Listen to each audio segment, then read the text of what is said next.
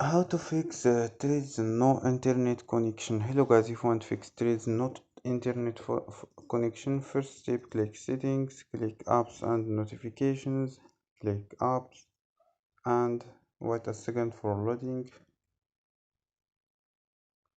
After this step, scroll down and search your app Threads. Click for stop, click OK and click storage, click clear data and click clear cache. After these steps, click airplane mode and turn off airplane mode and restart your phone. So don't forget like and subscribe. Bye.